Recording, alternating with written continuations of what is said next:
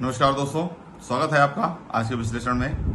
आज हम लोग चर्चा करेंगे G20 के बारे में। G20 का आयोजन जो कि भारत में किया गया, जो कि साल 2023 का भारत जो है इसका अध्यक्ष था या इसका होस्ट था, और इसका सफल आयोजन, इसका मतलब जो इसका शिखर सम्मेलन है वो दिल्ली के भारत मंडपम में आयोजित किया गया 9 और 10 सितंबर को। और ये एक सफल आयोजन रहा। इसके लिए पूरा देश बधाई का पात्र है। पूरे देश की ब्यूरोक्रेसी, गवर्नमेंट, पॉलिटिक्स और सारे रिसोर्सेज ने मिल करके इसको सफल बनाया। इसके लिए सभी देश के सभी नेतागण और ब्यूरोक्रेसी इसके लिए बधाई का पात्र है। और ये देश के लिए हर एक नागरिक, 140 करोड़ भारतवासियों के लिए ये सम्मान का विषय है। क्यों है, इसको समझने की जरूरत है। पहले तो समझिए कि G20 है क्या।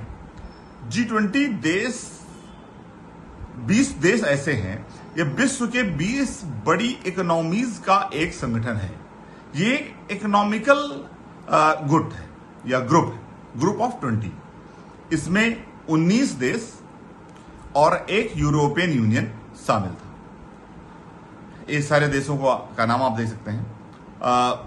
और इस जो भारत में जो दिल्ली आगे में की कार्रवाई शुरू करने से पहले का शिखर सम्मेलन आयोजित हुआ, उसमें एक बड़ा डेवलपमेंट ये हुआ कि भारत ने अफ्रीकन यूनियन को भी G20 में शामिल कर सदस्य के रूप में, यानी कि अब G20 में स्थान ग्रहण करने के 19 लिए देश और 2 यूनियन, आमंत्रित यानी करता अफ्रीकन हूं। यूनियन और यूरोपियन यूनियन इसके सदस्य बन गए। इस तरीके से, एक तरीके से कहा जाए तो ये G20 की बजाय अब G21 बन गया। इसके साथ साथ इसमें कुछ बड़े काम भी हुए, जो चीजें देखने को मिली, जैसे कि पुतिन इसमें नहीं आए और शी जिनपिंग भी नहीं आए, लेकिन दोनों ही ने अपने डिप्टीज को, यानी कि फॉरेन अफेयर्स मिनिस्टर्स को, तो किसी ने प्रधानमंत्री को, उप प्रधानमंत्री को भेजा। यानी कि देश की या विश्व की 20 बड़ी इकोनॉमीज का रिप्रेजेंटेशन इस शिखर सम्मेलन में था। तो एक तरीके से सफल रहा, इसमें कोई शक नहीं है। और ये भारत के लिए गर्व की बात है कि भारत वो देश है जिसने विश्व को जो सोने की चिड़िया रहा और जिसने विश्व को व्यापार करना सिखाया और विश्व को लीडरशिप दी थी एक समय। अगर वो आज लीडरशिप के मामले में आगे आ रहा है तो ये सम्मान की बात है। हमारे लिए तो सम्मान की बात होनी चाहिए। अब इसमें कुछ जो बड़े डेवलपमेंट हुए उन्हें भी हमें डिस्कस करने की जरूरत है, और जो आगे चल करके बहुत काम आएंगे। देखिए, जैसे मैंने आपको बताया, एक तो सबसे बड़ी उपलब्धि थी अफ्रीकन यूनियन की इसमें एंट्री। अब इसका जो एरिया है वो पूरे वर्ल्ड में और व्यापक हो गया। ये पूरा अफ्रीकन यूनियन इसके अंदर आ गया। और अफ्रीका जो है वो इकोनॉमिकली दिन प्रतिदिन पावरफुल होता जा रहा है। अभी तक वो मार्जिनलाइज था, लेकिन अब वो पावरफुल हो रहा है। साथ में इसमें एक और इंपॉर्टेंट जो डेवलपमेंट हुआ वो ये था कि ग्लोबल बायोफ्यूल अलायंस लॉन्च किया गया।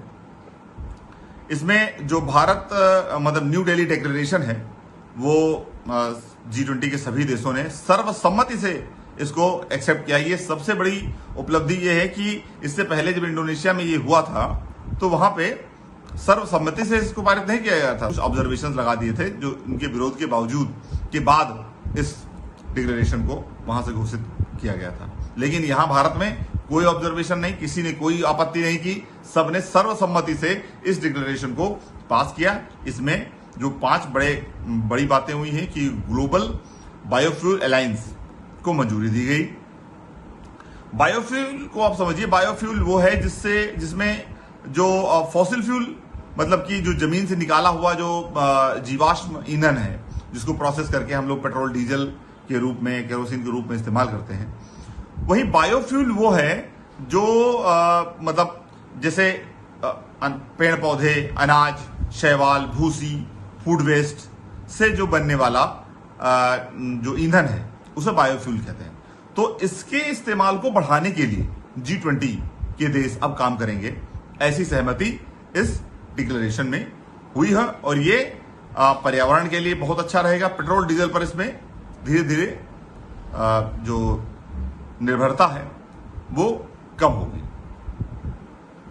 फिर देखिए, India middle east Europe connectivity corridor, ये सबसे बड़ी चीज जो हुई इसमें वो ये थी कि इसके अंतर्गत इंडिया मिडिल ईस्ट यूरोप से कनेक्टिविटी करते हुए अमेरिका तक पहुंचाने का एक नया रास्ता बनेगा, जो कि आगे चल करके भारत को मतलब समझिए कि जो चाइना का बेल्ट एंड रोड इनिशिएटिव है उसको काउंटर करने के लिए ये काम आएगा।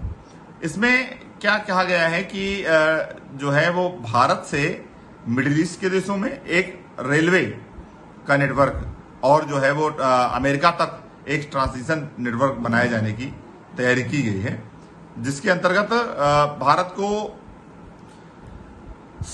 सऊदी अरब, फिर यूरोप, फिर यूएई और अमेरिका जो है ये रेल कॉरिडोर का निर्माण करेंगे। ये 8 देश मिलकर के इस कॉरिडोर को डेवलप करेंगे और इसको इस्तेमाल करेंगे। ये चाइना को बहुत बड़ा झटका लगा है कि उसका जो बेल्ट एंड रोड इनिशिएटिव है उसका ये काउंटर होगा, और इसमें इंडिया, मिडिल ईस्ट और उसके बाद यूरोप और उसके बाद अमेरिका, तो सी रूट और रेल रूट के थ्रू ये व्यापार बढ़ेगा। इससे कॉस्ट कम होगी और बिजनेस इंडिया का और यूरोप का के थ्रू डायरेक्टली प्रोसेस होने लगेगा। तो ये चाइना का जो बहुत बहुप्रतीक्षित और बहुत ही एम्बिशियस जो प्रोजेक्ट था उसको काउंटर करेगा। साथ में आप आ जाइए पॉलिटिक्स में, आप ये देखिए कि आरटी एर्डोगन ने ये कहा है कि भारत एशिया में हमारे सबसे बड़े साझेदारों में से एक है। मोदी जी के साथ मुलाकात, बड़ी बात है। पाकिस्तान को तो कई झटके इसी G20 की मीटिंग में लग गए। एक तो इसका सफल आयोजन होना, उनके द्वारा भेजे गए टेररिस्ट कोई दिल्ली के आसपास और G20 भारत मंडपों के आसपास पहुंच नहीं पाए।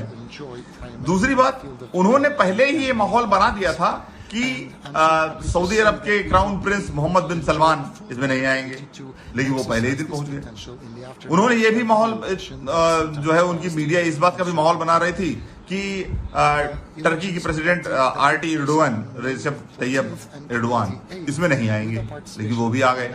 और वो तो प्रधानमंत्री जी के साथ भारत के प्रधानमंत्री के साथ मीटिंग भी किए और उसके बाद उन्होंने कहा कि हमारा सबसे बड़े साझेदारों में से एक है भारत।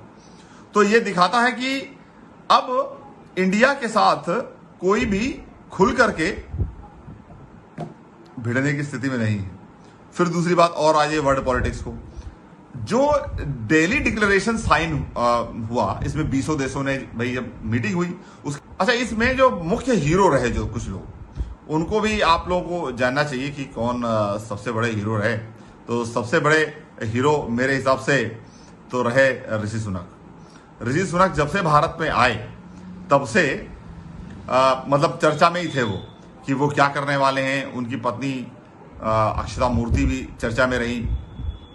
200 घंटे तक बातचीत चली, दिल्ली डिक्लेरेशन से पहले 200 घंटे तक बातचीत चली, 300 द्विपक्षीय बैठकें हुई, 15 ड्राफ्ट के बाद यूक्रेन के मुद्दे पर सहमति बन सकी। 15 बार उसको चेंज किया गया दिल्ली डिक्लेरेशन को, न्यू दिल्ली डिक्लेरेशन को, उसके बाद सहमति बनी। इसके अपने इंडिया के जो शेरपा रहे, यानी कि शेरपा मतलब होता है कि एक तरीके से फैसिलिटेटर, जो इन सब चीजों सारे कामों को करवा रहा होता है राष्ट्राध्यक्षों के साथ, जो उनके सहयोगी आते हैं, जो अथराइज्ड होते हैं इन ऐसी इंटरनेशनल मीटिंग्स में अपने व्यूज को रखने के लिए, उन्हें शेरपा कहा जाता है। तो उसमें अमिताभ कांत थे भारत में, तो उनकी तारीफ जो है वो शशि थरूर ने भी की है और भी कई लोगों ने की है। तो इनमें 83 पैराग्राफ से के बाद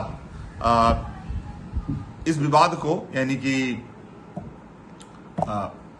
रसिया यूक्रेन वॉर को इग्नोर करते हुए G20 एक सहमति पर पहुंचा कि हम लोगों को जो इन 5 जो मैंने आपको कारण बताए इनके अंतर्गत काम किया जाएगा। अब इसके बाद में सबसे ज्यादा दर्द कहां हो रहा है ये भी जानना जरूरी है। सबसे ज्यादा दर्द हो रहा है तो पाकिस्तान में हो रहा है कि उनके कोई भी पैतरे काम नहीं किए और जो है सारे नेता यहां आ गए, जिसमें मोहम्मद बिन सलमान, आरटी एर्डोगन, और लगता था कि चाइना इसका बहिष्कार करेगा, लेकिन नहीं किया उसने। लगता था रसिया इसमें नहीं आए, किसी को नहीं भेजेंगे, लेकिन फिर भी उनके विदेश मंत्री आए, वो तो मोदी जी के साथ बड़े प्रेम से और बाकी सारे नेताओं के साथ हुए। फिर उस गाला डिनर में भी सारे लोग शामिल हुए। तो भारत के सारे दुश्मनों के लिए बड़ी बुरी खबर है। बहरहाल इनको दुखी रहना चाहिए और आप लोगों से ये चीज़ें शेयर करते हुए मुझे बहुत अच्छा लगा। ये भारत के लिए आज बड़ा और ऐतिहासिक दिन है और ये मीटिंग आज खत्म हो चुकी है इसके बाद में सभी बड़े नेता अपने अपने देशों को जा चुके हैं और भारत का जो ये भारत मंडपम बनाया गया था ये अपने कार्य में सफल रहा है और ये G20 भारत के लिए एक मील का पत्थर साबित होगा। और इसके साथ ही अब साल 2024 तक G20 की अध्यक्षता ब्राजील के पास रहेगी। अगला मीटिंग ब्राजील में होगी। तो ये भी कहा जा सकता है कि जैसे कि आज भारत का नाम पूरी दुनिया में है कि भाई भारत ने बड़ा अच्छा आयोजन किया, वैसे ही अगले साल ब्राजील का नाम होगा कि ब्राजील ने बड़ा अच्छा आयोजन किया।